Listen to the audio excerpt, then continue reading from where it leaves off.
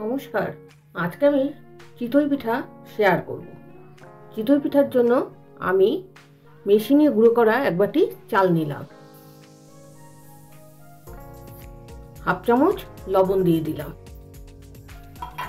এটাকে আমি ভালো করে উষ্ণ গরম জল দিয়ে এরকম আঙ্গুলে এরকম জল দিয়ে ভালো করে মেখে নেব, অল্প অল্প জলে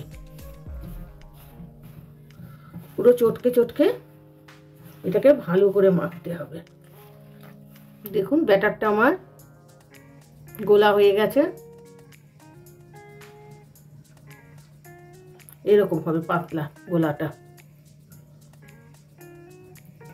পাতলা করে গুলতে হবে। এর জন্য আমার 1.5 গ্লাস জল লাগলো। গোলা আমার রেডি, 10 মিনিট পরে তৈরি করব। এই মাটির সাজটায় গ্যাসে করতে গেলে না 10-15 মিনিট প্রায় সিমে তেল দিয়ে রেখে দিতে হয়, তাহলে ফাটার ভয়টা কম থাকে। এটা একটা টিপসের মতন। তাহলে আমার 10-15 মিনিট রাখা ছিল সিমে। এবার আমি এই ব্যাটারটা দিয়ে দেব।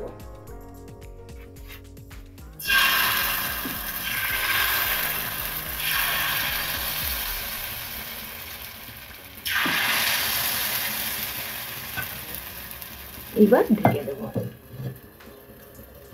ঢেকে দেওয়ার পরে আরেকটা টিপসের মতন আছে। গ্যাসে করতে গেলে অনেক সাবধানে করতে হয়। একটা ন্যাকড়া ভিজিয়ে লম্বা মতন এর চারধার দিয়ে দিয়ে দেবো। এর কারণটা কি জানেন? ভাপটা তাহলে ইনট্যাক্ট এর মধ্যেই থাকে, এটা আর বেরোতে পারে না। যেহেতু এটা ভাপে হয়, তাহলে চিতই পিঠা হতে থাকে। এখন 10 মিনিট লাগবে এটা হতে, কম আঁচে রেখেছি, তাহলে সাজটা ফাটবে না।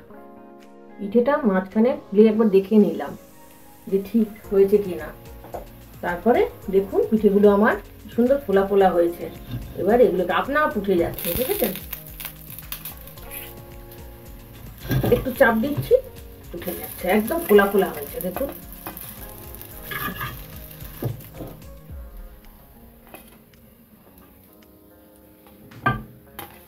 তাহলে আমার এক খোলা করা হয়ে গেল, আবার করব।